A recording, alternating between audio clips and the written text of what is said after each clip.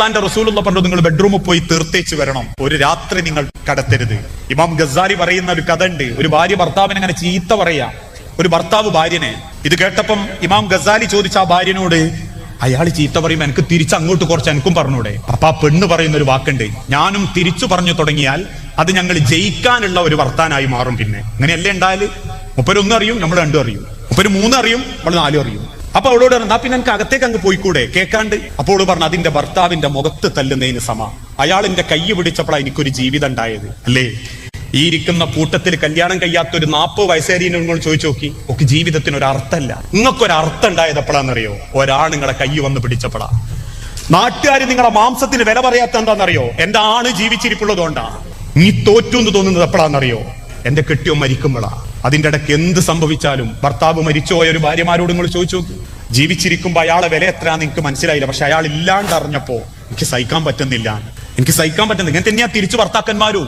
ഞാൻ എന്റെ കഴിഞ്ഞ പ്രസംഗത്തിൽ ഒരു കഥ പറഞ്ഞിട്ടില്ലേ? ഭാര്യ മരിച്ചപ്പോ അയാൾക്ക് പ്രത്യേകിച്ചൊന്നും തോന്നിയില്ല. കാരണം എന്താ? 40 വയസ്സ് കഴിഞ്ഞ മുതൽ മൂപ്പത്തി കട്ടിന്റെ ചോട്ടിലും മൂപ്പര് കട്ടുമലുവാ. അപ്പൊ അങ്ങനെയൊക്കെയാ നിയമം. മക്കളെ കെട്ടിച്ചാ പിന്നെ മൂപ്പര് കട്ടുമലും മുപ്പത്തി നിലത്ത് പായില്. മരിക്കുന്നവരെ സ്നേഹിച്ച് ജീവിക്കണം ഭാര്യ ഭർത്താക്കന്മാരെ. 85 വയസ്സുള്ള ഒരു ഭർത്താവിനെ പരിചരിക്കുന്നത് 83 വയസ്സുള്ള ഭാര്യ. വിറയ്ക്കുന്ന കയ്യോടെ കഞ്ഞി കോരിക്കൊടുക്കുമ്പം ആ ചിത്രം നമ്മളെ പഠിപ്പിക്കുന്ന ഒരു സത്യമുണ്ട്. ആയ കാലത്ത് സ്നേഹിച്ച സ്നേഹം ആവാത്ത കാലത്ത് തിരിച്ചു കൊടുക്കുമ്പോൾ അതിന് മനോഹരം ഉണ്ടാകുക. ഞാനിപ്പം കിതച്ചോണ്ടോടുന്നത് എന്റെ കുടുംബത്തിന് വേണ്ടിയാണെങ്കിൽ, നാളെ ഞാൻ കിടന്നു പോകുന്ന സമയത്തോട് എനിക്ക് കഞ്ഞി വാരി തരുന്നുണ്ടെങ്കിൽ ആ ബന്ധത്തിന്റെ ഏറ്റവും വലിയ പൂർത്തീകരണമാണ്. അത് ആഗ്രഹിക്കുന്നുണ്ട് ഓരോ ഭർത്താക്കന്മാരും, അത്രക്ക് അധ്വാനിക്കുന്നുണ്ട് ഓരോ ഭർത്താക്കന്മാരും. ഓരോ പണിക്കും അതിൻ്റെതായ വേദനകളും ഉണ്ട്. അതുകൊണ്ട് ഇമാം ഗസാലി ചോദിക്കുന്ന, പിന്നെ എനിക്ക് അകത്തേക്ക് പോയാൽ അത് അയാളെ തോൽപ്പിക്കുന്നതിന് സമാവും. ഉടനെ തന്നെ അയാൾ തിരിച്ചു ചോദിക്കും, ഇമാം ഗസാലി, അങ്ങനെയാണെങ്കിൽ ഒരു രാത്രി എനിക്ക് മാറിക്കടന്നൂടെ? അത് കേട്ടപ്പോ ആ പെണ്ണ് പറയുന്നത് എന്താണെന്നറിയോ? ഒരു ദിവസം മാറിക്കടന്ന പിന്നെ 2 ദിവസം മാറിക്കിടക്കാനുള്ള തോന്നലുണ്ടായാൽ അത് പ്രശ്നമാവൂല.